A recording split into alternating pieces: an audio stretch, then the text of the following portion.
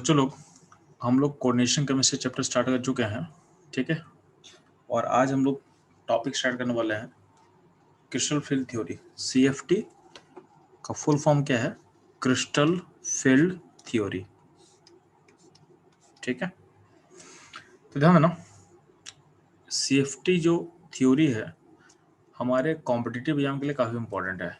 Board exam में आपसे नहीं पूछा जाएगा, ठीक है। तो CBSE बोर्ड एग्जाम के लिए लेस इंपॉर्टेंट है या इससे क्वेश्चन नहीं आता है, ठीक है। अभी तक हिस्ट्री में बस एक बार क्वेश्चन पूछा है CBSE बोर्ड में बस है, ठीक है। बट ये आपके नीट और जेई के लिए काफ़ी इंपॉर्टेंट टॉपिक है। तो अगर हमको कॉम्पिटिटिव एग्जाम क्रैक करना है तो इसको हमको अच्छे से समझना पड़ेगा, ठीक है। अब ध्यान देना इसका एप्लीकेशन क्या क्या होने वाला है। तो इसका एप्लीकेशन से हम लोग स्ट्रेंथ ऑफ लिगेंड को हम अरेंज कर सकते हैं, ठीक है। नेक्स्ट, कॉम्प्लेक्स का जो कलर होता है ना, यानी जो हम कोऑर्डिनेशन कंपाउंड पढ़ रहे हैं उसमें जो कॉम्प्लेक्स कंपाउंड होगा उसका जो कलर होता है उसके बारे में ये रीजन आउट करने वाला है कि कॉम्प्लेक्स कंपाउंड कलर क्यों शो करता है, ठीक है। तो इसमें हम लोग पढ़ने वाले हैं कलर का रीजन होता है डी ट्रांजिशन। तो ये क्या होता है हम लोग सीखेंगे, ठीक। एक टर्म होता है जॉन टेलर डिस्टॉर्शन, इसको भी हम CFT थ्योरी का यूज करके एक्सप्लेन करने वाले हैं, ठीक है। इसके अलावा आप लोग पढ़े हो ना, हाइब्रिडेशन पढ़े हो, sp3d2 हाइब्रिडेशन होता है, कभी कभी D2sp3 हाइब्रिडेशन होता है, ठीक है। कभी कभी sp3d होगा और dsp3 होता है, ठीक। कभी कभी dsp2 हाइब्रिडेशन होता है या फिर sp2d हाइब्रिडेशन होता है। तो ध्यान ना, इन सारे हाइब्रिडेशन में जो d ऑर्बिटल है, तो आपको पता है कि आपके पास जो d ऑर्बिटल होता है वो 5 होता है। 5 क्या क्या होता है जी? तो dxy, dyz, dzx, dx² y² and dz², ठीक है। तो d ऑर्बिटल का टाइप 5 टाइप का होता है। तो पॉइंट है कि किस हाइब्रिडेशन में कौन सा d ऑर्बिटल यूज होगा वो कहाँ से हम लोग सीखेंगे, तो उसको भी एक्सप्लेन करने के लिए हम CFT का यूज करते हैं। तो which d orbital is use in the following hybridization, इसको भी हम बताने के लिए हम लोग CFT थ्योरी का यूज करने वाले हैं, ठीक। अब ध्यान देंगे, CFT थ्योरी पढ़ने से पहले हमको कुछ इसका बेसिक अजम्पशन जानना चाहिए, ठीक है। तो CFT थ्योरी के पीछे कुछ बेसिक अजम्पशन क्या है उसको समझना पड़ेगा आपको, ठीक। तो बोला गया है जो लिगेंड होता है, आपको पता है कि लिगेंड्स इलेक्ट्रॉन क्लाउड रिच होता है, यानी लिगेंड में क्या होता है? इलेक्ट्रॉन्स होता है। तो लिगेंड अगर इलेक्ट्रॉन क्लाउड रिच होगा तो पॉइंट है कि जो CFT थ्योरी है वो लिगेंड्स को एज्यूम करता है पॉइंट नेगेटिव चार्ज। तो ligands are point negative charge, मतलब जस्ट चार्ज नेगेटिव बस। तो इसको अपना कोई डायमेंशन नहीं होगा, यानी अपना इसका कोई रेडियस नहीं होगा। लिगेंड्स को बस एक पॉइंट की तरह जूम किया गया है और चार्ज क्या होगा? नेगेटिव। तो CFT थ्योरी लिगेंड्स को चार्ज यानी पॉइंट चार्ज नेगेटिव जूम करता है, ठीक। अगला ध्यान देना, जो मेटल है और लिगेंड है उसके बीच का जो इंटरेक्शन होता है उस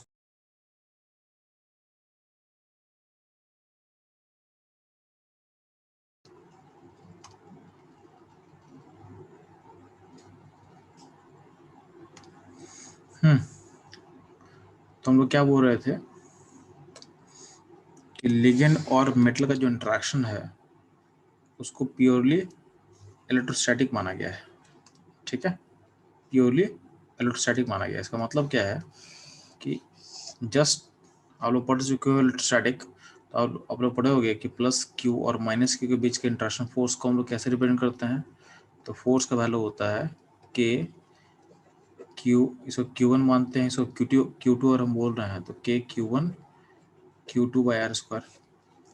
ये जो कूलम्स लॉ है इलेक्ट्रोस्टैटिक फोर्स को गवर्न करता है, ठीक है।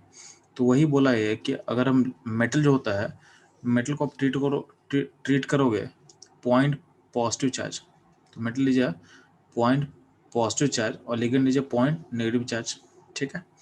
मतलब सिंपल है, पॉइंट पॉजिटिव का जरूरत नहीं है, हम मेटल को पॉइंट पॉजिटिव बोलेंगे नहीं बोलेंगे वो बाद में सोचना। तो मेटल और लिगेंड जो है उसके बीच का जो इंट्रैक्शन है उसको प्योरली इलेक्ट्रोस्टैटिक मानोगे, ठीक है।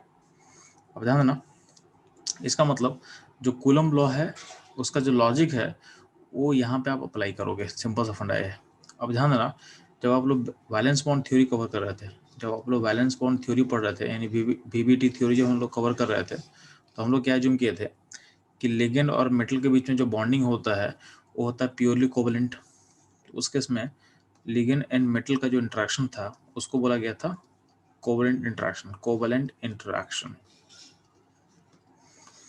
बट सीएफटी थ्योरी क्या बोल रहा है? तो सीएफटी थ्योरी अब ये बोल रहा है कि जो लिगेंड और मेटल का जो इंट्रैक्शन है उसको हम क्या मानेंगे, उसको मैं एज्यूम करेंगे प्योरली इलेक्ट्रोस्टैटिक, ठीक है। तो यहाँ पे एक पहला डिफरेंस आपके पास आ रहा है, ठीक। अगला इंपॉर्टेंट चीज है कि लिगेंड कैसे अप्रोच करेगा। तो पॉइंट है कि direction of approach of ligand, यानी मेटल के पास अगर लिगेंड अप्रोच कर रहा है तो उसका डायरेक्शन कैसे हम एज्यूम करेंगे। तो ध्यान देना, इस अप्रोच को हम दो पार्ट में क्लासिफाई कर रहे हैं। जब लिगेंड 6 लिगेंड होगा तो क्या हो केस होगा, और जब लिगेंड 4 लिगेंड होगा तो क्या होगा, यानी 6 लिगेंड में क्या होगा और 4 लिगेंड में क्या होगा, ठीक है। तो ध्यान देना, बोला गया है कि 6 लिगेंड केस में जो अप्रोच होता है अलोंग द एक्सिस, ठीक है। इसका मतलब क्या है, आप एज्यूम करोगे कि मेटल ओरिजिन पर रखा हुआ है, मेटल ओरिजिन पर रखा हुआ है, तो यहाँ देखोगे फिगर ड्रॉ किया आपके लिए, ठीक है। इसमें जो मेटल एम है वो सेंटर पर रखा हुआ है, ठीक है, मेटल में सेंटर पर रखा हुआ है। और यहाँ पे देखोगे तो यहाँ पे हर एक्सिस से, यानी यहाँ पे एक्स वाई जेड एक्सिस है, तो हर एक्सिस से दो लिगेंड अप्रोच कर रहा है। तो एक्स एक्सिस पे एक पॉजिटिव डायरेक्शन उससे और एक नेगेटिव डायरेक्शन से दो लिगेंड अप्रोच किया। सिमिलरली वाई एक्सिस से अप्रोच दो लिगेंड करेगा और दो लिगेंड अप्रोच करेगा जेड एक्सिस से, ठीक है। तो ये था 6 लिगेंड केस में अप्रोच ऑफ लिगेंड का डायरेक्शन जो है आपको बताया गया है, ठीक है। तो 6 लिगेंड में क्या बोला गया सिंपली कि मेटल को आप ओरिजिन पे मान लो और जो 6 लिगेंड है वो एक्सिस के अलोंग से अप्रोच करेगा, अलोंग द एक्सिस क्या होता है अप्रोच करता है, ठीक। ध्यान देना, तो 6 लिगेंड, ध्यान देना 6 लिगेंड अल्टीमेटली फॉर्म करता है octahedral shape, octahedral shape form करेगा, इसलिए 6 लिगेंड को हम बोलते हैं ऑक्टाहेड्रल फील्ड। क्या बोलते हैं? ऑक्टाहेड्रल फील्ड, ठीक है। ये ध्यान देना, तो 6 लिगेंड को हम बोलेंगे ऑक्टाहेड्रल फील्ड। अब ध्यान देना, आपके पास आपको डी ऑर्बिटल का जो ऑर्बिटल का फिगर होता है वो आपको समझ में आना चाहिए, ठीक है। तो डी ऑर्बिटल का फिगर समझ में आना चाहिए, ठीक है। तो हम लोग 6 लिगेंड केस को हम लोग अभी डिटेल में स्टडी करेंगे, और जब 6 लिगेंड केस खत्म हो जाएगा तो नेक्स्ट हम लोग मूव करेंगे 4 लिगेंड केस पे। तो जब हम लोग 4 लिगेंड केस स्टार्ट करेंगे उस टाइम हम लोग 4 लिगेंड का जो डायरेक्शन ऑफ अप्रोच है उसके बारे में हम लोग स्टडी करेंगे, ठीक है।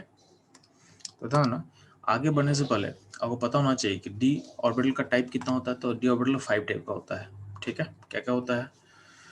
तो डी एक्स वाई होता है, सिमिलरली क्या होगा डी वाई जेड होगा एंड डी जेड एक्स होगा। तो डी ऑर्बिटल क्या होता है d x y d y z d z x, ठीक है। सिमिलरली क्या होता है d x square y square होगा एंड डी जेड स्क्वायर होता है, ठीक। अब ध्यान देना, जो डी एक्स वाई होता है उसका फिगर यहाँ ड्रॉ किया हुआ है। तो डी एक्स वाई का फिगर कैसा है? तो डी एक्स वाई जो होता है वो एक्स एक्सिस और वाई एक्सिस के बीच में लाई करता है, यानी उसका जो चारों लोब है वो इसके बीच में लाई करता है, ठीक है। सिमिलरली अगर आपसे पूछा जाएगा कि डी वाई जेड का फिगर कैसा होगा जी, तो डी वाई जेड का जो लोब्स है वो वाई और जेड एक्सिस के बीच में लाई करेगा, यानी ये आपको वाई मान लेते हैं आप जेड मान लेते हैं, तो जो इसका ए वाई और जेड एक्सिस के बीच में लाई करता है, ठीक है। तो वाई और जेड एक्सिस क्या होगा बीच में लाई करेगा, ठीक है।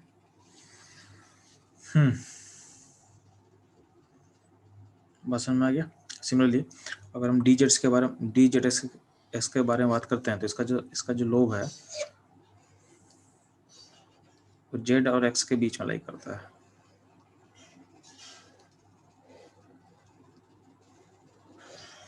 जेड एक्स और एक्स के बीच में लाई करता है। ठीक, ये ध्यान देना। ठीक है, सिमिलर ध्यान दोगे तो डी एस एस का वाई स्क्वायर जो होता है,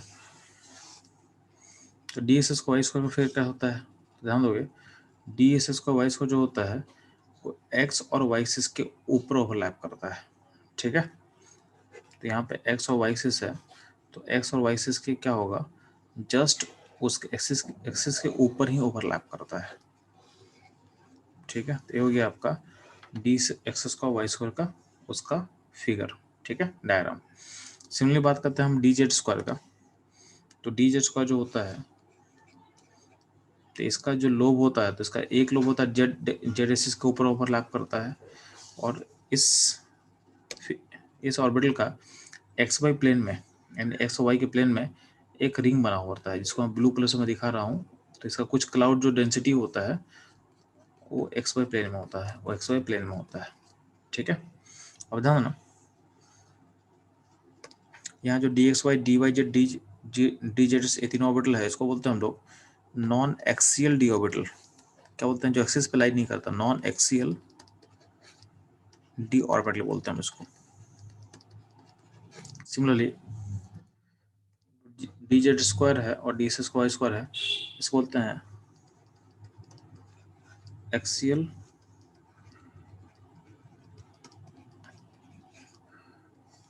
एक्सियल डी ऑर्बिटल। ठीक है, तो कभी कभी अगर क्वेश्चन को ऐसा पूछता है कि एक्सियल डी ऑर्बिटल कौन कौन है, तो जो एक्सिस पर लाई करता है, यानी d x square square and d z square को आप एक्सियल डी ऑर्बिटल बोल सकते हो, और d x y d y z and d z x क्या होगा, ये सब होता है नॉन एक्सियल डी ऑर्बिटल होता है। ठीक है, अब ध्यान देना, अब होता है तो आप लोग जानते हो कि अब लिगेंड कहाँ अप्रोच कर रहा है, तो लिगेंड जो है 6 लिगेंड केस में हम लोग क्या एज्यूम किया है कि लिगेंड जो अप्रोच करता है वो एक्सिस के अलोंग अप्रोच करेगा, तो एक्सिस के अलोंग अप्रोच करने वाला लिगेंड। बात समझ में आ गया आपके पास।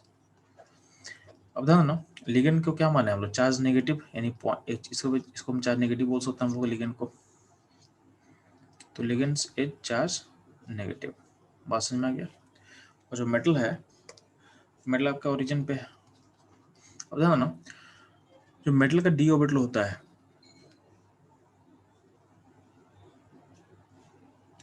तो मेटल का डी ऑर्बिटल जो होगा, या मेटल का जो भी ऑर्बिटल होता है उसमें क्या होता है, इलेक्ट्रॉन का क्लाउड होगा।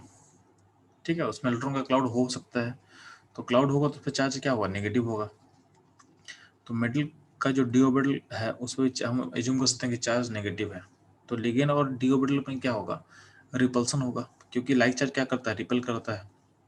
कूलम्ब्स लॉ में क्या पढ़े हैं कि लाइक चार्ज रिपेल करेगा और अनलाइक चार्ज क्या होता है, अट्रैक्ट करता है। ठीक है, अब ध्यान दोगे तो हम बोल रहे हैं कि मेटल का जो डी ऑर्बिटल है उसमें इलेक्ट्रॉन का क्लाउड होगा, यानी चार्ज नेगेटिव होगा, और लिगेंड पे भी चार्ज नेगेटिव है। इसका मतलब क्या होगा, लिगेंड और मेटल के बीच में जो जो इंट्रैक्शन होगा उसका नेचर होगा रिपल्सिव, उसका नेचर होगा रिपल्सिव नेचर का।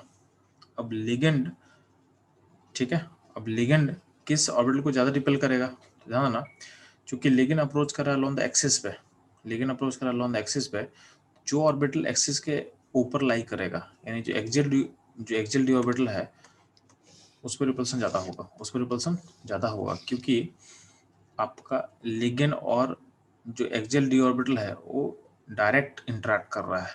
ठीक है, क्योंकि एक्सियल डी ऑर्बिटल का जो लोब्स है, यानी जो क्लाउड डेंसिटी है, वो लिगेंड के रास्ते में, लिगेंड के साथ में डायरेक्शन में, अप्रोच के डायरेक्शन में ही डेंसिटी आपको उसको दिखेगा।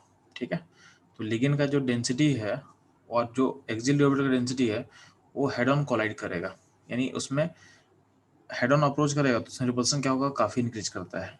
ठीक, और अगर बात करते हैं जो नॉन एक्सियल डी ऑर्बिटल है, जो नॉन एक्सियल डी ऑर्बिटल है उसका जो डेंसिटी है वो लिगेंड का अप्रोच से क्या है, थोड़ा दूर है। ठीक है, यानी ऑफसेट है, कुछ एंगल पे है। तो कुछ एंगल पे होगा तो क्या होगा, आपका जो नॉन एक्सियल डी ऑर्बिटल का जो सेट है और लिगेंड में रिपल्सन क्या होगा, कम होगा, रिपल्सन होगा लेकिन लेस रिपल्सन होगा। तो इसका मतलब ये पॉइंट बोल सकते हैं हम लोग कि नॉन एक्सियल डी ऑर्बिटल जो होता है वो लिगेंड के रिपल्सन को लेस फील करता है, और जो एक्सियल डी ऑर्बिटल होता है वो ज़्यादा फील करता है। ठीक है, वो ज़्यादा फील करता है। ठीक है, अब ध्यान देना, तो इस अनइक्वल रिपल्सन के कारण क्या होगा वो भी सीखते हैं हम लोग।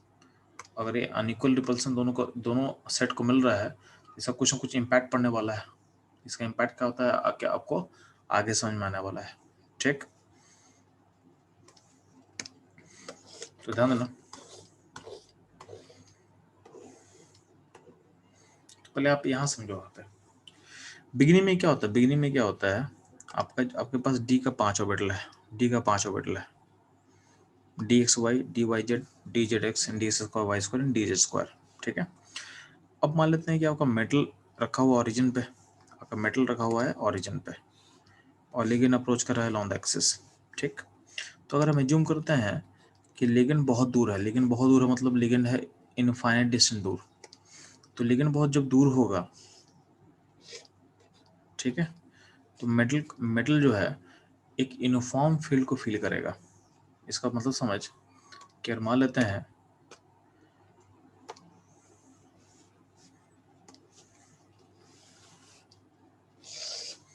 कि लिगेंड बहुत दूर है, ठीक है, लिगेंड बहुत दूर है,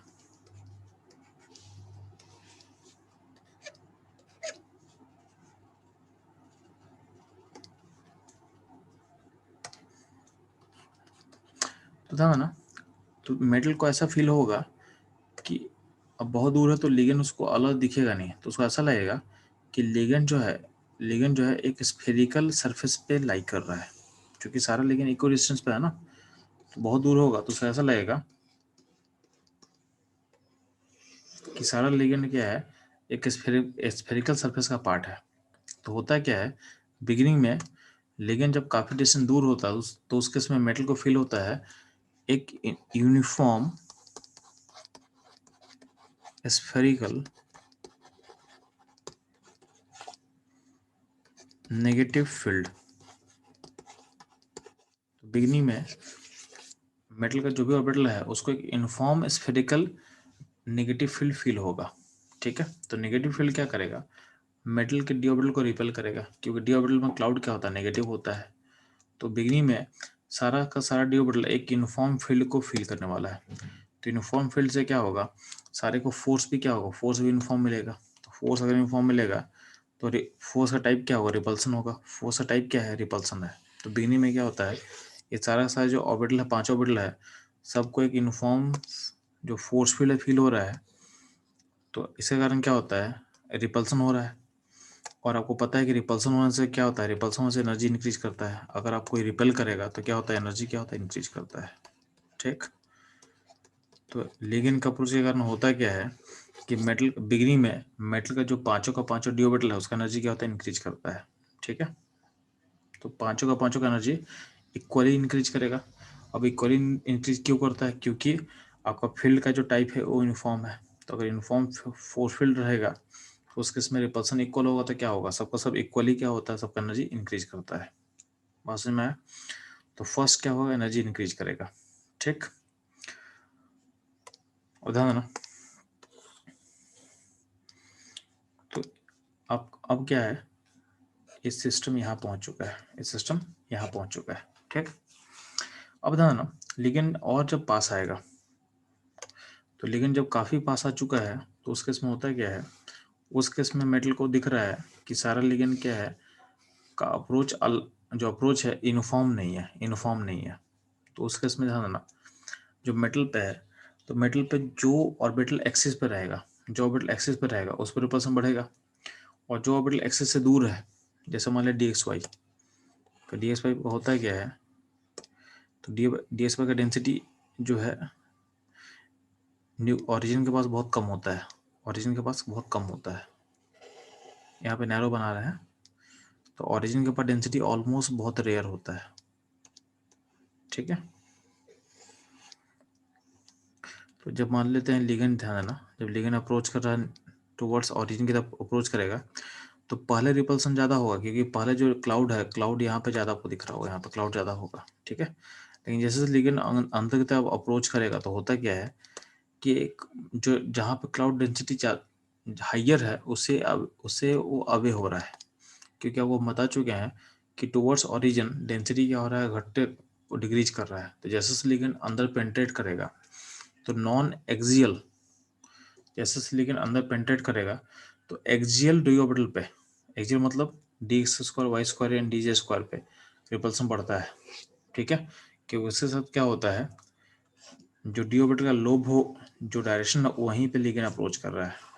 इन डेंसिटी, जो इलेक्ट्रॉन डेंसिटी उसके साथ डायरेक्टली क्या होगा, उसके पास आते जाएगा। तो यहाँ भी चार्ज नेगेटिव, यहाँ चार्ज नेगेटिव है, पास आएगा तो क्या रिपल्सन बढ़ेगा। ठीक है, लेकिन जो नॉन एक्सियल डी ऑर्बिटल है उससे रिपल्सन क्या होगा, घटेगा, क्योंकि जैसे जैसे लिगेंड अंदर की तरफ पेंट्रेट करेगा तो ये हाइयर, जहाँ पे डेंसिटी हाई है उससे क्या होगा, उससे ये अवे हो रहा है, उससे अवे हो रहा है। ठीक है, उससे क्या होगा, ये अवे हो रहा है। बात समझ में आ गया। तो इससे तो होता क्या है कि जब लिगेंड बहुत पास आता है तो उस केस में क्या होता है कि जो डी ऑर्बिटल है वो अनइक्वल रिपल्सन फेस करता है। तो जो 5 का 5 डी ऑर्बिटल है वहाँ पे रिपल्सन फोर्स अब इक्वल नहीं रहा, तो इसके इम्पैक्ट क्या पड़ता है कि जो आपका एक्सियल डी ऑर्बिटल है, एक्सियल डी ऑर्बिटल का मतलब क्या होगा, dss² y² एंड dz², उस पे रिपल्सन बढ़ेगा तो उसका एनर्जी क्या होता है, हाइयर होता है, तो उसका एनर्जी और ऊपर और इंक्रीज हो जाएगा। ठीक है, और जो नॉन एक्सियल डी ऑर्बिटल है उस पर एनर्जी क्या होता है, उसका रिपल्सन, उस पर रिपल्सन फोर्स घटेगा तो उसका एनर्जी डिक्रीज होता है, उसका एनर्जी डिक्रीज होता है। अब यहाँ ध्यान देना, यहाँ जो इंक्रीज, यहाँ जो हम इंक्रीज और डिक्रीज बोल रहे हैं इस पे आपको एनर्जी कंजर्वेशन फॉलो करना है। यानी इस पॉइंट से आपको एनर्जी कंजर्वेशन को फॉलो करना है। इसका मतलब जितना एनर्जी इंक्रीज करेगा उतना ही एनर्जी क्या होगा, डिक्रीज करेगा। ठीक है, तो मान लेते हैं कि जो ऊपर का जो एक्सियल डी ऑर्बिटल का जो सेट गया है, तो इस एक्सियल डी ऑर्बिटल सेट को हम बोलते हैं ईजी, यानी dx² y² एंड dz² का जो ऑर्बिटल है उन दोनों को कंबाइंड वे में मैं बोलता हूँ ईजी सेट, ईजी सेट। ठीक है, सिमिलरली नीचे जो सेट आया है वो कौन सा ऑर्बिटल का है, तो वो है नॉन एक्सियल डी ऑर्बिटल का, तो इसको हम बोलते हैं T2G। क्या बोलते हैं, T2G सेट। ठीक, तो T2G इन तीनों ऑर्बिटल को कंबाइंड में बोलते हैं। अब ध्यान देना, यहाँ जो डिफरेंस आपको दिख रहा होगा, तो यहाँ पे इन दोनों में एक डिफरेंस क्रिएट हुआ है, इसको बोलते हैं स्प्लिटिंग होना, इसको बोलते हैं स्प्लिटिंग होना। ठीक है, तो यहाँ पे डिफरेंस जो क्रिएट हो उसको बोलते हैं स्प्लिटिंग, और स्प्लिटिंग का नाम होता है डेल्टा ओ। डेल्टा ओ मतलब, डेल्टा मतलब स्प्लिटिंग और ओ मतलब ऑक्टाहेड्रल फील्ड, ओ मतलब ऑक्टाहेड्रल फील्ड, तो इसको हम डेल्टा डेल्टा ओ का नाम दे रहे हैं। ठीक है, या इसको बोलते हैं डेल्टा, जो ओ का वैल्यू होता है उसको हम बोल सकते हैं 10 dq, 10 dq। तो कहीं के बुक्स में dq लिखा रहता है 10 dq और कहीं के लिखा रहेगा डेल्टा ओ। डेल्टा ओ का मतलब ऑक्टाहेड्रल फील्ड में क्रिस्टल फील्ड स्प्लिटिंग का वैल्यू। ठीक है, अब ध्यान देना, होता क्या है कि चीज़ों को सिंप्लीफाई करने के लिए हम लोग क्या मानते हैं कि जो लाइन आपको दिख रहा है ना, ये जो हम लाइन जूम कर रहे हैं, जहाँ पे ये जो मैं रेड कलर से मैं मार्क कर रहा हूँ, इसको बोलते हैं हम लोग एनर्जी का जीरो लेवल, इसको बोलते हैं अपना एनर्जी का जीरो लेवल। ठीक, और केमिस्ट्री के टर्म में इसको बोला जाता है बैरी सेंटर। क्या बोला गया है, बैरी सेंटर।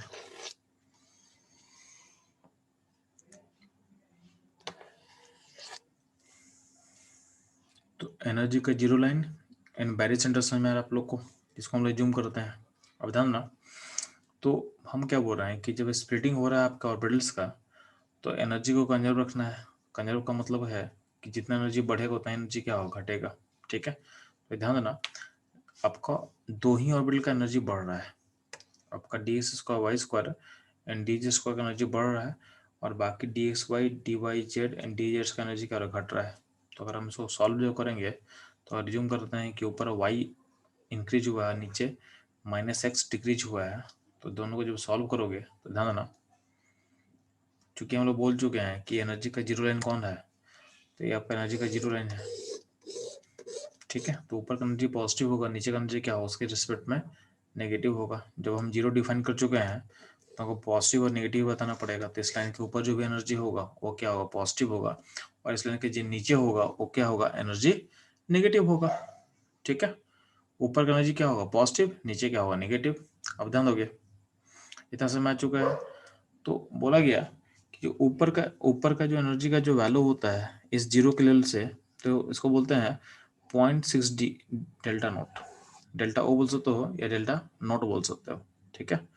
तो अगर डेल्टा नॉट के टर्म में बात करेंगे तो यहाँ से यानी जीरो के लेवल से एनर्जी कितना ऊपर में है, ईजी ऑर्बिटल का एनर्जी कितना ऊपर है, तो बताओगे आप कि 0.6 डेल्टा नॉट एनर्जी ऊपर है, ठीक है। और जब भी बात करेंगे डी क्यू के टर्म में तो बोलोगे 6 डी क्यू एनर्जी ऊपर है, यानी जीरो लेवल से 6 डी क्यू एनर्जी क्या है, हाइयर है। तो नॉर्मली क्या होता है, जो डेल्टा जो नोट है वो टर्म ज़्यादा यूज होता है, डेल्टा ओ बोलो या डेल्टा नोट बोलो वो टर्म ज़्यादा यूज होता है, ठीक।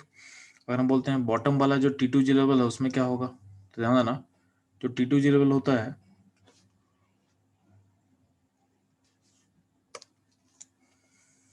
वो जीरो से नीचे होता है, उसका एनर्जी क्या होगा, नेगेटिव होगा।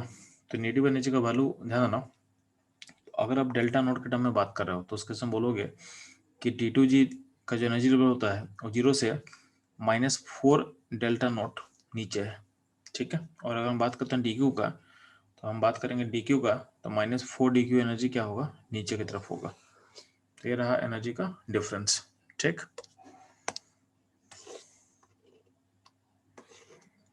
अब इसको सॉल्व भी करके दिखाया हुआ है, क्योंकि पता है कि डेल्टा नोट जो है, आपको नेट पता है कि नेट एनर्जी का, देखो हम लोग क्या बोल चुके हैं कि इसको बोलते हैं हम लोग बैरी सेंटर, इसको हम लोग बोलते हैं बैरी सेंटर, यानी एनर्जी का नेट जीरो लेंगे। तो आप अगर यहाँ के बाद आपको एनर्जी कंजर्वेशन फॉलो करना है तो क्या होगा, अगर अभी एनर्जी जीरो है तो बाद का एनर्जी भी क्या होगा, जीरो होगा। तो वही चीज़ यहाँ समझाया हुआ है कि अगर हम एक का वाई मानते हैं तो ऊपर ऊपर दो ऑर्बिटल गया हुआ d s square y square and d j square, तो 2 इंटू वाई मस्ट भी इक्वल टू -3 इंटू एक्स, और इसका वैल्यू का सम क्या होगा, जीरो होगा। तो वाई इक्वल टू क्या होगा, 3/2x होगा, ठीक है। और आपको पता है कि वाई प्लस एक्स का जो सम है वो डेल्टा नोट होगा, तो वहाँ जब सॉल्व करेंगे तो एक्स का वैल्यू निकल गया, वाई का वैल्यू निकल जाएगा। तो आपको बस ये देना है कि साइन भी दे देना है कि जो हाइट जीरो से ऊपर होगा उसके लिए पॉजिटिव, और जो हाइट क्या होगा जीरो से नीचे होगा उसके लिए नेगेटिव, ठीक है। तो ये ध्यान देना। इसके अलावा ध्यान दोगे तो ये जो वैल्यू है बस यहाँ पे हम डिराइव किए हैं, आपको उतना ज़रूरत नहीं है, आप इसको डायरेक्टली याद भी कर सकते हो, ठीक है, चलेगा। अब बोलोगे कि जो टी टू जी सेट है यानी जो टी टू जी ऑर्बिटल्स है उसका जो एनर्जी होगा कितना नीचे होगा, तो बोलोगे -0.4 डेल नॉट, ठीक है। और जो इजी सेट है उसका एनर्जी कितना ऊपर होगा, तो बोलोगे 0.6 डेल्टा नॉट, इतना एनर्जी क्या होगा, ओरिजिन से ऊपर होगा, ओरिजिन से यानी बैरी सेंटर जो है उससे ऊपर होगा, ठीक है। इसका अर्थ है ना, हम लोग क्या बोलते हैं कि जो चार्ज ऑफ इलेक्ट्रॉन होगा उसको हम लोग बोलते हैं one negative charge, charge of electron को हम बोलेंगे वन नेगेटिव चार्ज, ठीक है।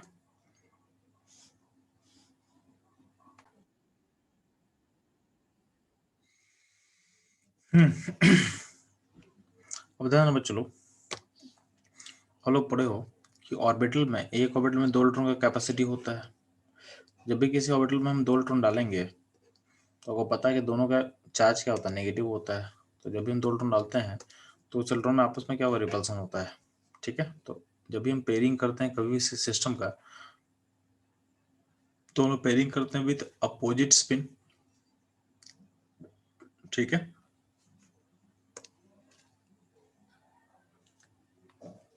यानी एक अगर इलेक्ट्रॉन क्लॉकवाइज होगा तो दूसरा इलेक्ट्रॉन क्या होगा, एंटी क्लॉकवाइज होगा, ठीक। बट फिर भी क्या है, दोनों इलेक्ट्रॉन में चूंकि चार्ज नेगेटिव है ना, तो नेगेटिव है तो क्या होगा, यहाँ भी चार्ज नेगेटिव है और यहाँ भी चार्ज नेगेटिव है, तो इसमें क्या होगा, आपस में क्या होगा, कहीं ना कहीं रिपल्सन होगा। तो pairing process is repulsive process, ठीक है। तो ये समझ में आना चाहिए कि जब भी आप इलेक्ट्रॉन का पेयरिंग करते हो तो पेयरिंग में क्या होता है, एक रिपल्सन होता है।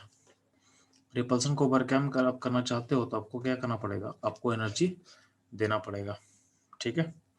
तो पेयरिंग प्रोसेस है रिपल्सिव प्रोसेस, ठीक है। पेयरिंग प्रोसेस रिपल्सिव प्रोसेस, अब इस रिपल्सन को ओवरकम करने के लिए हमको एक एनर्जी देना पड़ता है जिसको बोलते हैं पेयरिंग एनर्जी, उसको बोलते हैं पेयरिंग एनर्जी। ठीक, तो जब भी हम कभी इलेक्ट्रॉन को पेयर करेंगे तो क्या होता है, हमको उसको एक एनर्जी देना पड़ता है, पेयरिंग एनर्जी। अब जो पेयरिंग एनर्जी है वो इलेक्ट्रॉन के रिपल्सन के बीच का एनर्जी है। तो आपको पता है कि इलेक्ट्रॉन एक एंटिटी होता है। तो अगर हम बात करते हैं, आपका एटम कोई भी हो, चाहे आयरन हो, चाहे कॉपर हो, चाहे वो जो भी हो, किसी भी एटम में अगर कोई ऑर्बिटल पेयर अप हो रहा है तो उसमें जो रिपल्सन होगा उसको मेटल से कोई मतलब ही नहीं है, यानी टाइप ऑफ एटम से कोई मतलब ही नहीं है। उसको बस मतलब है कि दो इलेक्ट्रॉन है। अब दो इलेक्ट्रॉन क्या है, किसी ऑर्बिटल में लाई करता है तो रिपल्सन होगा, और इस रिपल्सन की वैल्यू को हम पी बोल रहे हैं। और जो पी होता है, पी क्या होता है, पी होता है कांस्टेंट। पी यानी जो पी है वो पी क्या होता है, नियरली क्या होता है, कांस्टेंट। ठीक है, जो पी यानी जो पेयरिंग एनर्जी का हम बात कर रहे हैं वो एटम टू एटम वेरी नहीं करेगा। ठीक है, यानी बाहर के सराउंडिंग से उसको कोई फर्क नहीं है, क्योंकि ऑर्बिटल का साइज सेम होता है सारे एटम में। ठीक है, और ऑर्बिटल अगर सेम होगा तो इलेक्ट्रॉन जब डालेंगे तो दो इलेक्ट्रॉन के बीच का जो रिपल्सन फोर्स है वो भी क्या रहेगा, वो भी क्या रहेगा, सेम रहेगा। ठीक है, तो नियरली सेम ही होता है। इससे बोला गया कि पेयरिंग एनर्जी होता है, उसको आप सेम बोलोगे। पेयरिंग एनर्जी होता क्या है, तो जब भी किसी ऑर्बिटल में दो इलेक्ट्रॉन लाई करेगा तो वहां पे एक रिपल्सन होता है। उस रिपल्सन को बैलेंस करने के लिए जो हम एनर्जी देते हैं उसको हम बोलते हैं पेयरिंग एनर्जी, पेयरिंग एनर्जी। ठीक है, तो बेसिकली जो पी है, जो पी है, पी आपके बाहर के एनवायरनमेंट पर डिपेंड नहीं करता है। पी आपके बाहर के एनवायरनमेंट पर डिपेंड नहीं करेगा। अब ध्यान देना,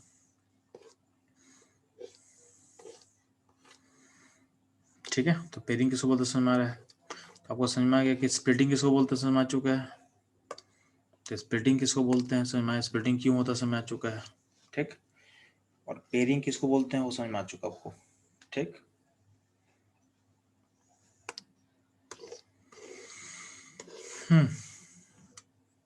तो अगर मान लेते हैं कि पेयरिंग कब होगा, पेयरिंग कब नहीं होगा। ठीक है, अब सिचुएशन समझो, यहाँ पे सिचुएशन को समझना है।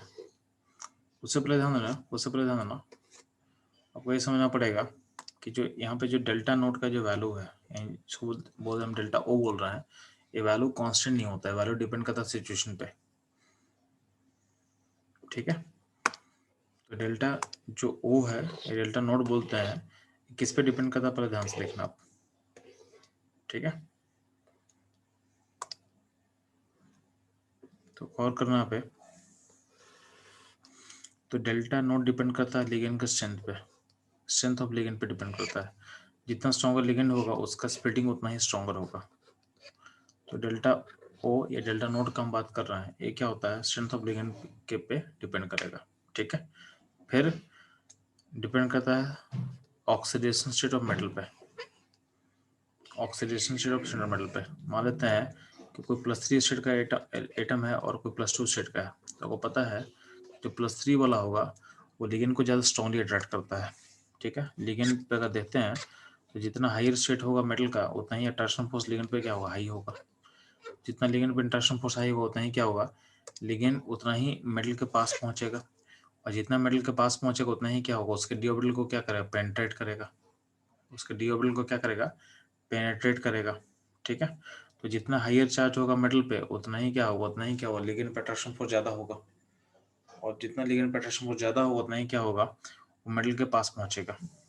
ठीक, और अगर मेटल के पास पहुंचेगा तो क्या बोल सकते हम लोग, तो अगर मेटल के पास पहुंचेगा तो स्प्लिटिंग क्या होगा, तो जितना लिगेंड मेटल के पास पहुंचेगा उतना ही क्या होगा, मेटल के डी ऑर्बिटल में रिपल्सन फोर्स बढ़ेगा। तो बढ़ेगा तो क्या होगा, जो स्प्लिटिंग का वैल्यू है वो भी क्या होगा, इंक्रीज करेगा। इन डेल्टा नोट डिपेंड करता है oxidation state of, delta naught depend करता है oxidation state of central metal. ठीक है, तो पहला फैक्टर क्या होगा, strength of ligand. Second factor क्या हो गया आपका, oxidation state of central metal. ठीक है, इसमें एक और फैक्टर आएगा। इसमें एक और फैक्टर क्या आएगा, ध्यान देना कि अगर सेंट्रल मेटल को देखते हैं ध्यान से तो गौर करना, सेंट्रल मेटल या तो 3D फैमिली का होगा। इसमें एक और फैक्टर है जो मिसिंग, उसको मैं ऐड कर रहा हूँ, ध्यान देना।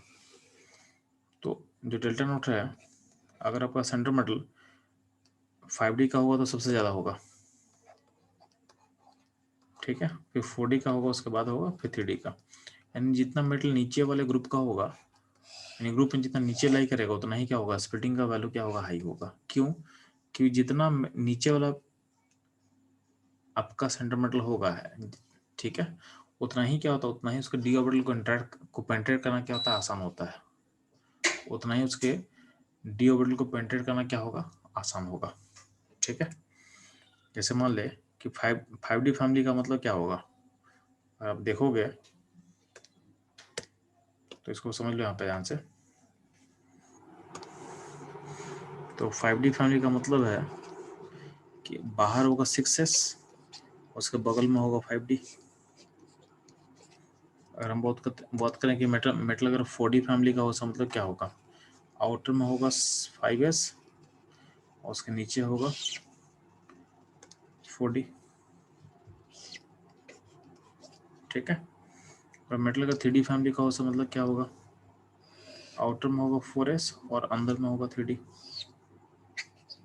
तो हमको दिखाना चाह रहे हैं कि आप अगर लिगेंड बाहर से अगर अप्रोच कर रहा है तो किसके डी ऑर्बिटल को अप्रोच को पेंट्रेट करना आसान दिख रहा है आपको, तो लिगेंड अगर बाहर से अप्रोच करेगा तो 5D पर अप्रोच करना से उसका इजी दिख रहा है, ठीक है, बहुत पास में है।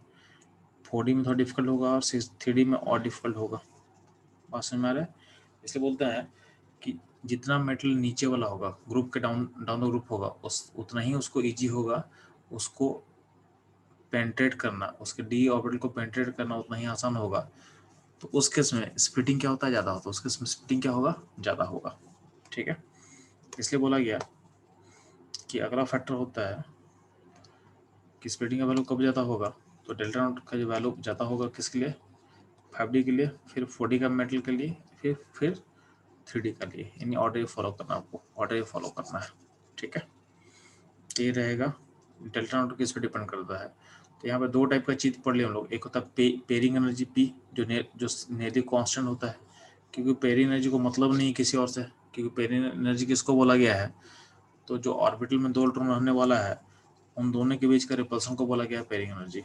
तो ये क्या होगा, कांस्टेंट रहेगा, ठीक है, ये वेरी नहीं करेगा, ठीक है। पर डेल्टा नॉट जो होता है, डेल्टा नॉट क्या होता है, वेरिएबल होता है, क्योंकि डिपेंड किस पे करता है, तो स्ट्रेंथ ऑफ लिगेंड पे डिपेंड करेगा, ठीक है, और किस पे डिपेंड करेगा, तो oxidation state of centre metal पे डिपेंड करेगा।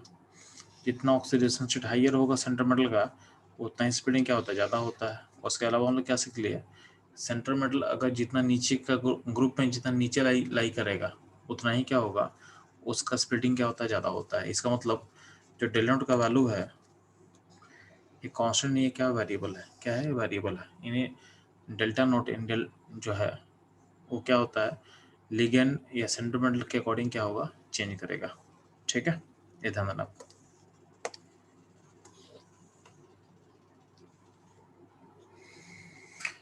अब ध्यान देना, बोलते हैं कि ये जो पेयरिंग का बात करते हैं तो इसका मतलब क्या होता है, ध्यान देना। जैसे मान ले ऊपर का जो आपका जो एक्सियल डी ऑर्बिटल है, आपका जो एक्सियल डी ऑर्बिटल है जिसको हम क्या बोल रहे हैं, d x square y square and d s का बोल रहे हैं, ठीक है।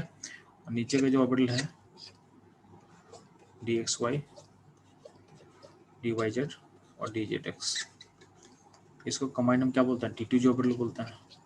तो टी टू जी लेवल है, टी टू जी लेवल है, और ये क्या है, ये है आपका ई जी लेवल, क्या है, ई जी लेवल है, ई स्मॉल ई और स्मॉल जी सफिक्स में, ठीक है। तो ये इसको बोलते हैं हम लोग ई जी लेवल।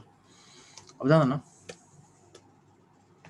तो ऊपर का जो लेवल है उसको बोलते हैं हम ई जी लेवल, और नीचे का लेवल को हम बोला गया T to ji level.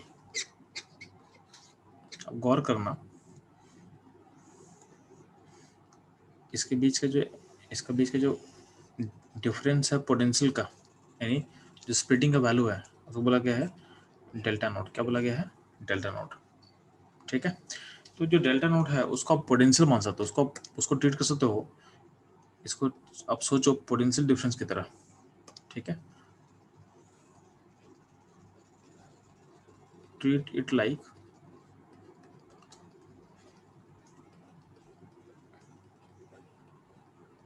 Potential difference,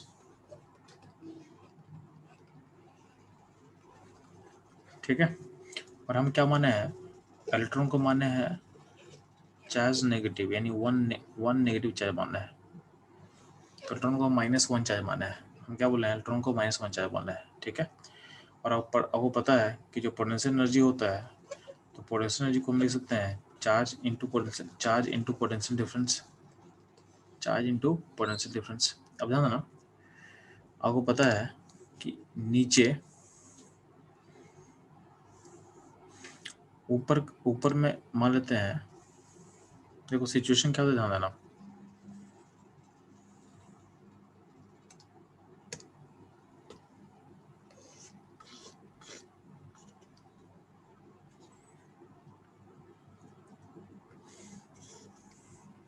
देखो हमें ध्यान से,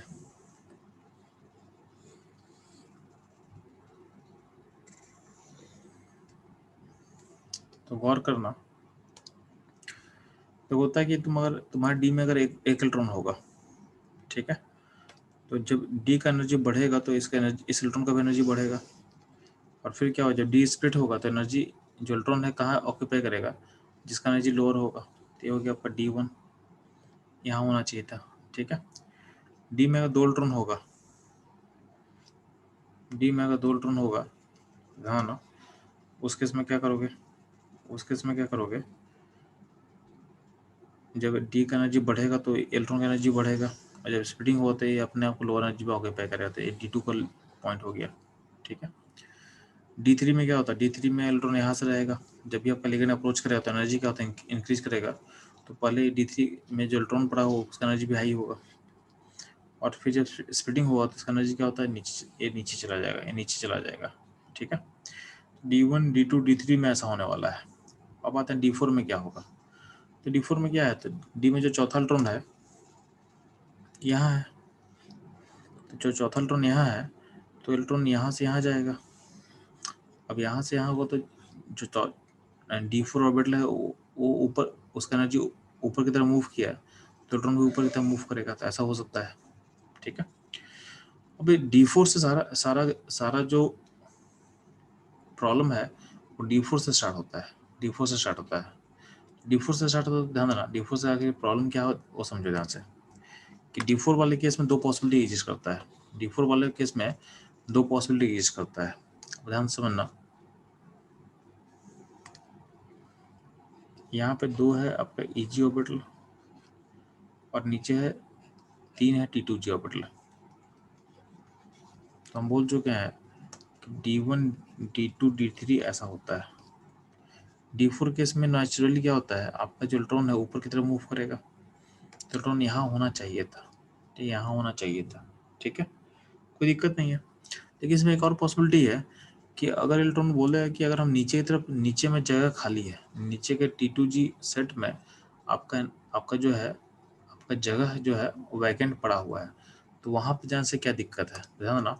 अगर इलेक्ट्रॉन नीचे की तरफ मूव करेगा और यहाँ पे अगर आ जाएगा, मान लेते हैं, ठीक है, इलेक्ट्रॉन अगर यहाँ अगर ये आ जाएगा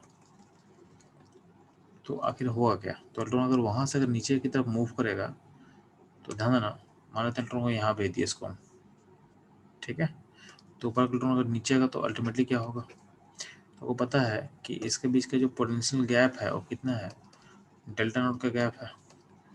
तो नीचे आने से आपका एनर्जी रिलीज होगा, क्योंकि चार्ज -1 है, तो एनर्जी कितना निकलेगा, तो एनर्जी निकलेगा -डेल्टा नॉट एनर्जी निकलेगा। ठीक है।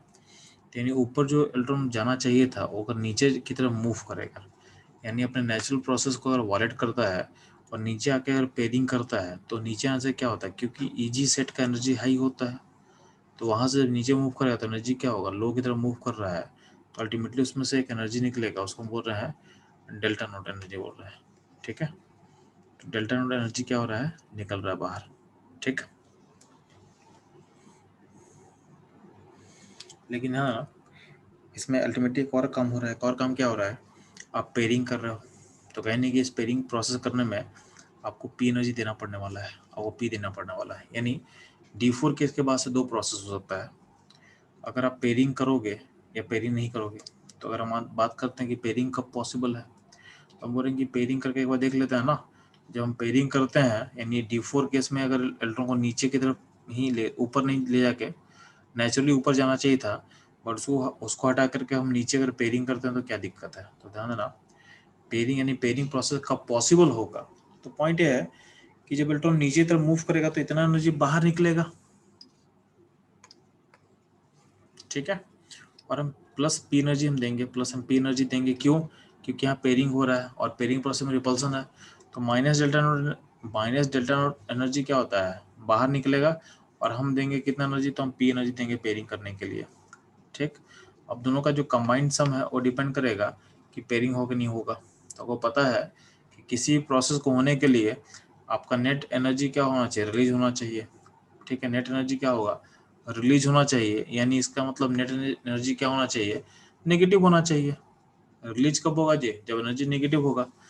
तो नेट एनर्जी नेगेटिव कब होगा, जब डेल्टा का मैग्नीट्यूड पी से बड़ा होगा, ठीक है। यानी पेयरिंग तब पॉसिबल है जब एनर्जी नेगेटिव होगा, और एनर्जी नेगेटिव कब होगा, जब डेल्टा का मैग्नीट्यूड जो है पी से बड़ा होगा। तो ये होता है पेयरिंग का कंडीशन। और जिस लिगेंड में इस कंडीशन को ओबे करता है, जो भी लिगेंड इस कंडीशन को ओबे करता है, उस लिगेंड को हम बोलते हैं स्ट्रॉन्ग लिगेंड। तो जिस लिगेंड में डेल्टा का वैल्यू पी को क्रॉस करेगा उसके समय पेयरिंग होगा, और उसको बोलते हैं स्ट्रॉन्ग फील्ड लिगेंड, क्योंकि उस केस में ईजी, आपकी ईजी लेवल से पहले T2G लेवल में पेयरिंग होना स्टार्ट होगा। यानी जो D4 चौथा इलेक्ट्रॉन है, तो पहला electron, second electron, third electron, और जो फोर्थ इलेक्ट्रॉन है वो ऊपर ना जाके नीचे आ जाएगा, और जो फिफ्थ इलेक्ट्रॉन है वो भी ऊपर जाकर वो नीचे आ जाएगा, ठीक है। और जो सिक्स इलेक्ट्रॉन है वो भी क्या नीचे होगा, यानी ऐसे फिलअप होगा, ठीक है। कब, जब आपका स्ट्रॉन्ग फील्डिंग होगा। फिर 6 हो गया, 7 हो गया, 8 हो गया, 9 हो गया, 10 हो गया। तो ऐसे इसको फिलअप करना है। बात समझ में आ गया। अगर मान लेते हैं कि डेल्टा नोट का वैल्यू क्या होता है, पी से छोटा होगा, उस केस में क्या होगा, पेयरिंग प्रोसेस जो हम बात कर रहे हैं वो फीजिबल, जिस पेयरिंग प्रोसेस का हम बात कर रहे थे वो फीजिबल नहीं है। फीजिबल क्या है, नहीं है। कब, जब डेल्टा नोट का वैल्यू पी से कम होगा। जिस लिगेंड में एक कंडीशन फॉलो होता है उसको बोलते हैं वीक लिगेंड। क्या बोलते हैं, वीक लिगेंड, ठीक है। यानी वीक लिगेंड में क्या होता है, पेयरिंग प्रोसेस ऑकर नहीं करेगा, ठीक। अब ध्यान ना, तो केस बाय केस समझते हैं। तो ध्यान ना कि अगर डेल्टा नोट का वैल्यू पी से छोटा होगा, इसका मतलब वीक फील्ड लिगेंड है। इस केस में हम कैसे फॉलो करेंगे, तो बोला गया है कि आपके पास ईजी एनर्जी का लेवल और T2G एनर्जी का लेवल होता है, उसको फिलअप कैसे करना है। तो पहले आप T2G लेवल को फिलअप करोगे, यानी D1 D2, यहाँ पे इलेक्ट्रॉन मार्क किया हुआ D1 D2 D3, ये 3 इलेक्ट्रॉन हो गया। चौथा इलेक्ट्रॉन क्या होगा, नीचे की तरफ आएगा, ठीक है। तो फोर्थ, सॉरी, यहाँ पे बोला क्या हुआ है कि आपका डेल्टा नोट का वैल्यू पी से छोटा है, इसका मतलब क्या होगा, इसमें पेयरिंग नहीं होगा, ठीक है। तो D1 D2 D3 के बाद पेयरिंग प्रोसेस नहीं करना आपको। तो पेयरिंग प्रोसेस नहीं करना तो क्या होगा, D4 कहाँ जाएगा, तो D4 ऊपर जाएगा, फिर D5 ऊपर जाएगा, ठीक है। D5 के बाद अब कोई और चीज बचा नहीं, तो फिर हम D6 इलेक्ट्रॉन, जो 6 इलेक्ट्रॉन है उसको यहाँ डालेंगे। तो फिर D6 यहाँ जाएगा, फिर D7 हो तो यहाँ जाएगा, D8 हो तो यहाँ जाएगा, फिर D9 D10, ऐसा फिलअप करना है। ये होगा जब आपका डेल्टा नोट का वैल्यू क्या होगा, पी से छोटा होगा, उस केस में आपको फिलअप ऐसा करना है, ठीक। अगर मान लेते हैं कि डेल्टा नोट का वैल्यू अगर पी से बड़ा होगा, ठीक है, डेल्टा नोट का वैल्यू अगर पी से बड़ा होगा तो उस केस में क्या करना है, तो ध्यान देना, तो उस केस में आपका पेयरिंग प्रोसेस फीजिबल है। इसका मतलब क्या है, D1 D2 D3 D1 D2 D3 में तो इलेक्ट्रॉन तो जाएगा आराम से, कोई दिक्कत नहीं है। D4 केस में क्या होगा, जिसमें चूंकि पेयरिंग पॉसिबल है, तो D4 इलेक्ट्रॉन ऊपर नहीं जाके क्या होगा, ऊपर से नीचे जंप कर जाएगा, यानी पेयरिंग कर लेगा। तो D4 केस में पेयरिंग हो जाएगा, D5 भी पेयरिंग हो जाएगा, D6 भी पेयरिंग हो जाएगा, ठीक। तो D6 के बाद क्या होगा, फिर D7 ऊपर जाएगा, फिर D8 D9 D10।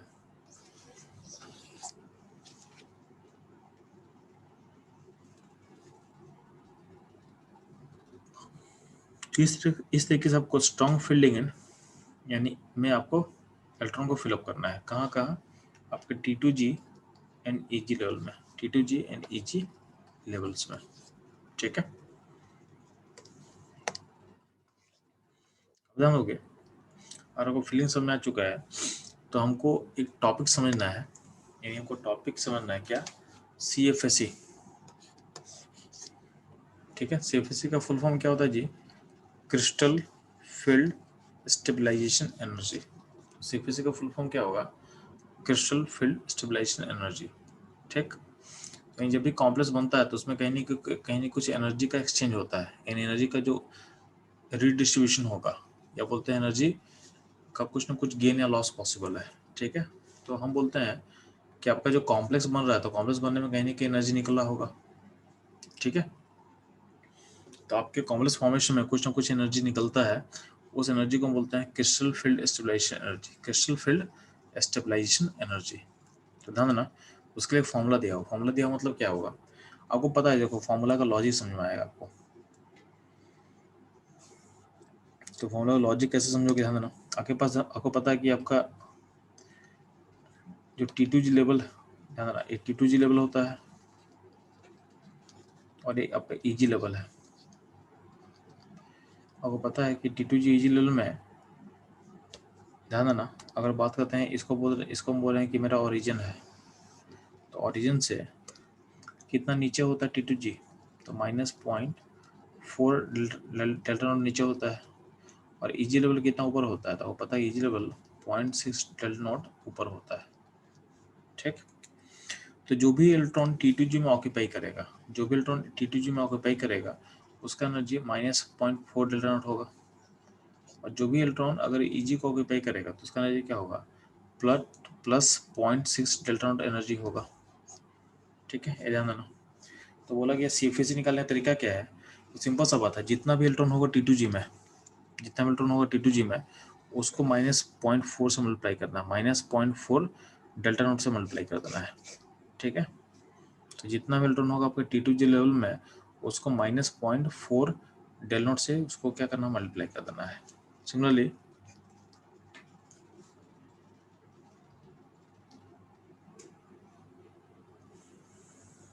जितना इलेक्ट्रॉन आपके EG में होगा, जितना इलेक्ट्रॉन आपके EG ऑर्बिटल में होगा, उसको 0.6 डेल्टा नॉट से मल्टीप्लाई कर देना।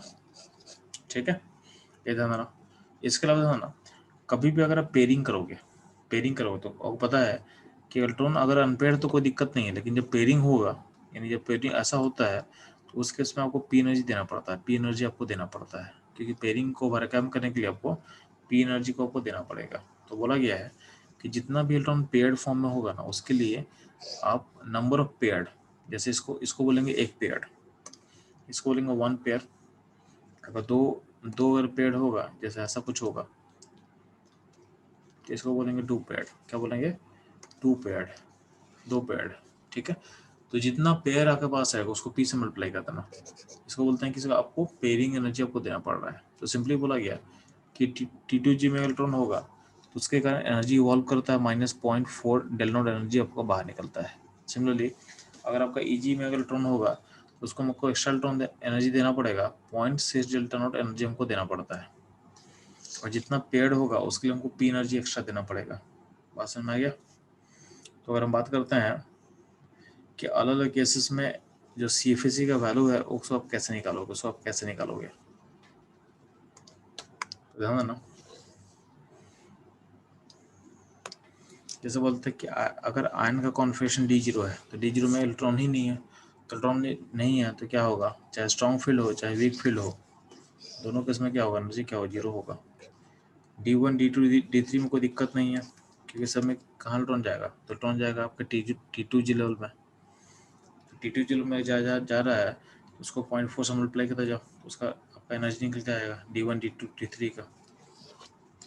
ठीक है, अब इसका जो सिंबॉलिक रिप्रेजेंटेशन है वो आपके वीक फील्ड के लिए भी सेम ही रहेगा, बट दोनों के लिए वैल्यू अलग होगा। कि अलग क्यों होगा, क्योंकि आपको पता है कि डेल्टा नोट का वैल्यू क्या होता है, कांस्टेंट नहीं होता है, ये डिपेंड करता है आपके लिगेंड टाइप पे, लिगेंड टाइप है या फिर मेटल के टाइप पे डिपेंड करता है। तो इसलिए क्या होगा, इसको आप सेम नहीं बोल पाओगे। यानी D1 केस का जो weak field strong field ligand है उसमें भी क्या है, एनर्जी का वैल्यू है -0.4 डेल्टा नोट एनर्जी का वैल्यू है, और ठीक है उसी D1 केस में अगर वीक फील्ड लिगेंड होगा तो उसके समय क्या है, एनर्जी का वैल्यू सेम है। बट आपको पता है कि डेल्टा नोड है और डिपेंड करता किस पे करता है, और डिपेंड करता है कंडीशन पे। तो आपको पता है कि स्ट्रॉन्ग फील्ड लिगेंड का डेल्टा नोड क्या होता है, बड़ा होता है। तो उस केस में क्या होगा, D1 केस में -0.4 डेल नोट स्ट्रॉन्ग वाले केस का जो वैल्यू है वो वीक वाले केस से क्या होता है, बड़ा होता है। ठीक है, ये ध्यान देना। सिमिलरली D2 केस में भी होल्ड करेगा, D3 केस में भी होल्ड करेगा। ठीक है, सेम ही इन्फॉर्मेशन दोनों इन सारे केसेस के लिए क्या होगा, होल्ड करने वाला है। बात समझ में आ गया। D4 केस में क्या होता ना, D4 केस में अगर सिचुएशन तुम देखोगे तो ऐसा कुछ होगा। अगर स्ट्रॉन्ग फील्ड लिगेंड रहेगा तो क्या होगा, तो 1 2 3 और चौथा यहाँ होगा। तो स्ट्रॉन्ग फील्ड लिगेंड में क्या होता है, पेयरिंग करवा देंगे T2G में। तो इसमें क्या होगा, तो 4 इसमें 4 इलेक्ट्रॉन T2G में है, तो एनर्जी हो जाएगा कितना, -1.6 डेल्टा नोट एनर्जी हो जाएगा। ठीक है, बट ध्यान ना इसमें एक पेयरिंग भी हुआ है। पेयरिंग हो तो एक पेयरिंग के लिए क्या होगा, P एनर्जी हमको देना पड़ेगा, तो नेट एनर्जी इतना होगा। ठीक है, सिमिलरली अगर बात करते हैं इसमें, अगर वीक फील्ड लिगेंड हो तो क्या होगा, तो वीक फील्ड लिगेंड में होता क्या है, पेयरिंग तो होता नहीं है। तो D3 D4 D5 में D4 यहाँ हो जाएगा। तो इस केस में क्या होगा, 3 इलेक्ट्रॉन T2G में है और 1 इलेक्ट्रॉन EG में है विथ नो पेयरिंग। तो इसका वैल्यू हो जाएगा -1.2 यहाँ से आएगा T2G से, और एक होगा +0.6 हो जाएगा EG से। तो समेशन क्या होगा, -0.6 डेल्टा नॉट। ठीक है, ये समझ में आना चाहिए आपको। सिमिलरली यहाँ ना अगर D5 केस का बात करते हैं, और अगर स्ट्रॉन्ग रहेगा तो स्ट्रॉन्ग में क्या होता है, पहले तो 1 2 3 82 लेवल है, और 4th यहीं होगा और 5th यहीं पे होगा। तो पाँचों का पाँचों क्या है, आपके बॉटम वाले पार्ट में यानी T2G पार्ट में है। उसमें क्या करेंगे, तो ये पाँचों इंटू क्या करेंगे, 0.4 को -0.4 को करना मल्टीप्लाई, एडमिटिव वैल्यू आ जाएगा -2 डेल नोट वैल्यू आएगा। ठीक है, प्लस इसमें कितना पेड़ हुआ है, तो आपको 2 पेड़ दिख रहा है, 2 पेड़ के लिए क्या होगा, 2 इंटू पी कर देना, 2 इंटू पी कर देना। ठीक है, वही अगर हम बात करते हैं वीक फील्ड लिगेंड का, तो वीक फील्ड लिगेंड में क्या होगा, but D1 D2 D3 D4 D5 ऐसा भर देंगे। आपको देखना कि जितना इसका एनर्जी निकला है उतना एनर्जी को देना पड़ेगा। तो इसमें नेट क्या होगा, 0 होगा। तो इसमें लिगेंड टाइप कुछ भी हो, स्ट्रॉन्ग लिगेंड हो वीक लिगेंड हो, D5 केस में अगर वीक फील्ड लिगेंड टाइप है तो उसके इसमें एनर्जी जो होगा वो 0 ही रहेगा, वो 0 ही रहेगा। ठीक है, बाकी D7 केस क्या है, तो D7 केस में D6 केस पहले देख लेते हैं हम लोग। D6 केस में क्या है, तो पहला इलेक्ट्रॉन सेकंड थर्ड, जो कि स्ट्रॉन्ग फील्ड लिगेंड तो क्या पेयरिंग का होगा, पेयरिंग होता है ऐसा होगा D4 D5 D6 होगा। यानी 6 का 6 इलेक्ट्रॉन कहाँ है, T2G में। तो एनर्जी कितना रिलीज करेगा, तो -2.4 डेलोन एनर्जी रिलीज करने वाला है। और चूंकि हमसे पेयरिंग कितना हुआ है, तो 3 पेयर अप हुआ है, तो क्या होगा इसमें एनर्जी क्या होगा, 3p यूज होगा। ठीक है, सिमिलरली अगर वीक फील्ड लिगेंड होता तो क्या होता, तो 1 2 3 4 5 6। ठीक है, तो 4 इंटू 4 है T2G लेवल में, तो 4 अगर T2G लेवल में होगा तो उसका एनर्जी कैसे निकालेंगे, तो 4 इंटू -0.4। ठीक है, और 2 कहाँ है, 2 आपका EG में है। ठीक है, तो EG के लिए 2 इंटू 0.6 कर लेंगे, और एक पेयरिंग हुआ तो पेयरिंग के लिए क्या करेंगे, पेयरिंग के लिए P एनर्जी को देना पड़ेगा। तो नेट आपका कंबाइन एनर्जी निकलेगा, कितना निकलेगा D6 में, अगर लिगेंड वीक होगा तो, लिगेंड वीक होगा तो। ठीक है, सिमिलरली आप लोग बाकी केस को पे आप निकाल सकते हो, तो बाकी केस आप लोग निकाल लेना, बाकी केस आप लोग निकाल लोगे। ठीक है, बता ना, जिसका CFA वैल्यू हाई होता है, जिसका CFA वैल्यू हाई होगा उसका मतलब क्या होगा, कंपाउंड क्या होगा, कंपाउंड इज मोर स्टेबल। तो जिस कंपाउंड के फॉर्मेशन में ज़्यादा एनर्जी रिलीज होगा वो कंपाउंड क्या होगा, वो कंपाउंड क्या होगा, ज़्यादा स्टेबल होगा। ठीक है, ध्यान ना, ये जो CFA में पढ़ रहे हैं उसका एप्लीकेशन क्या है निकालना हमको है। ठीक है, उसका एप्लीकेशन क्या हमको निकालना है। ठीक, अच्छा उससे पहले था ना, उससे पहले आपके लिगेंड का जो स्ट्रेंथ है उसको थोड़ा डिफाइन कर लेता है। लिगेंड का स्ट्रेंथ कौन था, डिफाइन कर लेता है। तो ये जो लिगेंड का जो लिस्ट है, लिस्ट आपको दिया हुआ आपके NCERT पे। ठीक है,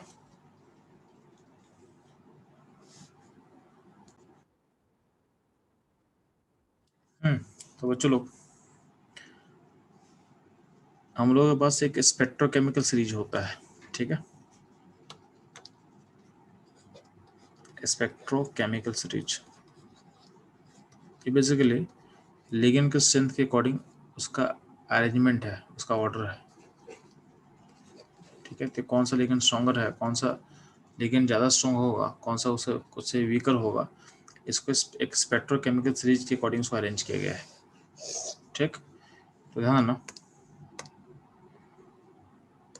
यहाँ पे एक सीरीज को आपको दिख रहा होगा, ये लिगेंड के स्ट्रेंथ के अकॉर्डिंग अरेंज किया हुआ है, ये आपके एनसीईआरटी में आपको मिल जाएगा। CO है, CN माइनस है, EN है, अमोनिया है, EDTA-4 है, ठीक है, NCS है, माइनस है। ये सारा लिगेंड के स्ट्रेंथ के अकॉर्डिंग अरेंज किया हुआ है, ये ध्यान रखना, ठीक है। इस सीरीज को हम बोलते हैं स्पेक्ट्रोकेमिकल सीरीज। इंपॉर्टेंट है, आपको नियरली को याद होना चाहिए चीज। कभी कभी इसमें स्ट्रेंथ का ऑर्डर लिगेंड के अकॉर्डिंग उसका स्ट्रेंथ का ऑर्डर आपसे पूछ सकता है, ठीक है। तो इसके अकॉर्डिंग आपको इसको ध्यान देना है। ये रहा ऑल अबाउट स्पेक्ट्रोकेमिकल सीरीज। अब ध्यान ना, जो CFT थ्योरी है वो आपके स्ट्रेंथ ऑफ लिगेंड को जो है वो अरेंज तो कर दिया, इसको हम ऐसे अरेंज कर सकते हैं, बट अभी भी कौन सा लिगेंड स्ट्रांग होगा और कौन सा लिगेंड वीक होगा इस पर कोई कमेंट नहीं आ रहा है। ये कंडीशन बता दिया है कि डेल नॉट का वैल्यू अगर P से बड़ा होगा तो लिगेंड स्ट्रॉन्गर होगा, और डेल नॉट का वैल्यू अगर P से छोटा होगा तो लिगेंड क्या होगा, वीक होगा, ठीक है। बट कौन सा वीक है कौन सा स्ट्रॉन्ग, अभी भी इसमें कोई कमेंट नहीं दे रहा है। तो हम बोल रहे हैं कि अभी तक जो हम लोग जो वैलेंस बॉन्ड थ्योरी में लोग कवर किए थे कि स्ट्रॉन्ग लिगेंड किसको बोलते थे, तो CO, CN माइनस, NO, ये सब स्ट्रॉन्ग लिगेंड का पार्ट था। NO प्लस स्ट्रॉन्ग लिगेंड, तो ये सब स्ट्रॉन्ग लिगेंड की लिस्ट है, वो रहे, उसी लिस्ट को आपको फॉलो करना है, उसी लिस्ट को आप फॉलो करो, ठीक है। तो ये आपको ऑर्डर तो मिल गया है, बट कब आपका ये कंडीशन सेटिस्फाई करेगा और कब ये करेगा, एक क्वेश्चन में देख कर बता नहीं पाओगे। तो सिंपली बात है कि अभी के लिए बस याद रखना कि जो स्ट्रॉन्ग लिगेंड हम पढ़ चुके हैं, CO, ठीक है, CN माइनस, NO प्लस, ये सब स्ट्रॉन्ग फील्ड लिगेंड होता है, ये सब स्ट्रॉन्ग फील्ड लिगेंड होता है, और इसमें आपको पेयरिंग कर देना है, इसमें आपको पेयरिंग कर देना है, ठीक है। प्लस इसमें क्या है, अमोनिया स्ट्रॉन्ग लिगेंड होता है जब सेंट्रल मेटल क्या होता है, जब सेंट्रल मेटल होगा कोबाल्ट और कॉपर, उस केस में क्या होता है, उस केस में अमोनिया स्ट्रॉन्ग लिगेंड की तरह बिहेव करता है, उस केस में अमोनिया आपका स्ट्रॉन्ग लिगेंड की तरह बिहेव करेगा, ठीक है।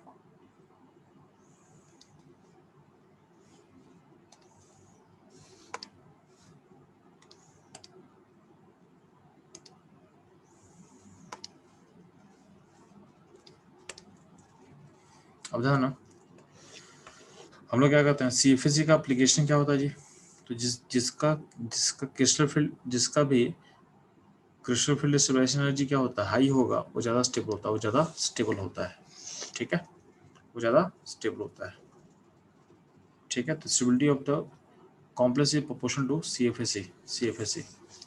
अब आपके सामने क्या है, कुछ क्वेश्चन दिया हुआ है, कुछ क्वेश्चन दिया हुआ है, इस क्वेश्चन को सॉल्व करना है। उस क्वेश्चन में क्या करना है, हर कॉम्प्लेक्स का आप CFSE निकालोगे, हर कॉम्प्लेक्स का आप CFSE निकालोगे और उसको अरेंज कर दोगे अकॉर्डिंग टू स्टेबिलिटी उसको आप अरेंज करोगे, ठीक है। तो हर कॉम्प्लेक्स का आप CFSE निकालोगे, उसको उसके कॉम्प्लेक्स के अकॉर्डिंग, उसके स्टेबिलिटी के अकॉर्डिंग अरेंज कर दोगे, ठीक है। तो ध्यान देंगे, एक सेकंड,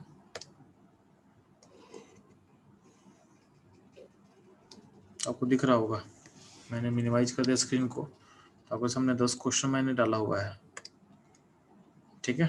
तो फटाफट 10 क्वेश्चन के लिए आप CFSE निकालोगे और फिर हम अरेंज करेंगे उसको उसके स्टेबिलिटी के अकॉर्डिंग, ठीक है। तो जिसका CFSE हाई होगा वो ज़्यादा स्टेबल होगा, ज़्यादा स्टेबल होगा, ठीक है। बीच में कुछ एक्सेप्शन में भी हो सकता है, बीच में कुछ एक्सेप्शन में भी हो सकता है, तो अभी मेरा फोकस एक्सेप्शन पे नहीं है, मेरा फोकस अभी एक्सेप्शंस पे अभी नहीं है, ठीक है। तो नॉर्मली इसको आप ट्राई कर सकते हो, ठीक। तो ध्यान ना, इसमें क्या करना, जो पी एनर्जी मैं नहीं लिखा हूँ, तो बिना पेयरिंग एनर्जी के लिखे हुए मैंने सॉल्व किया हुआ है, तो आपको पी एनर्जी लिखना पड़ेगा, ठीक है।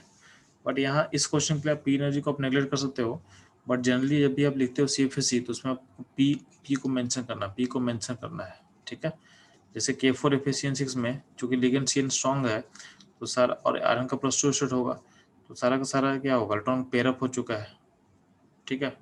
सारा इलेक्ट्रॉन पेयरअप होगा तो क्या होगा, D6 केस है, स्ट्रॉन्ग लिगेंड है तो क्या होगा, सारा क्या होगा, पेयरअप हो गया।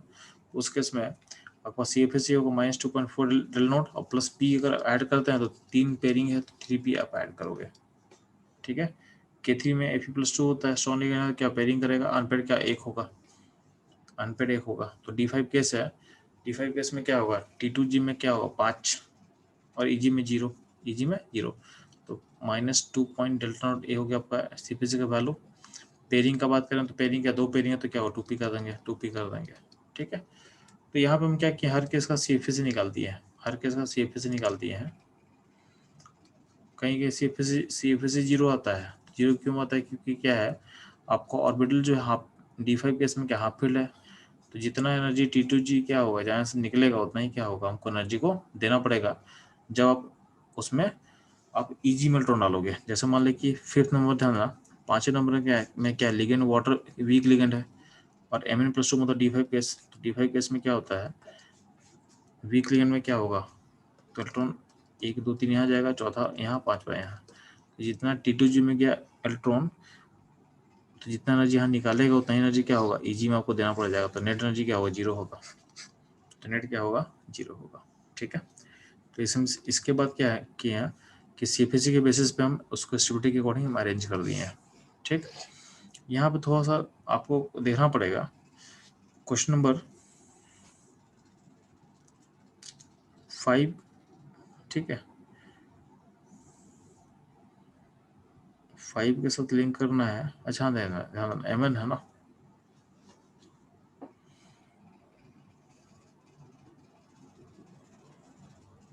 जैसे मान ले क्वेश्चन 6 है, ठीक है। तो क्वेश्चन 6 में जो आपका लिगेंड क्या है, Cl है, ठीक। सिमिलरली H2O है, कहीं पे एक जगह होगा और जो मिस कर रहा हूँ मैं, 10 नंबर मान लेता है, ठीक है। तो 6 क्वेश्चन में है,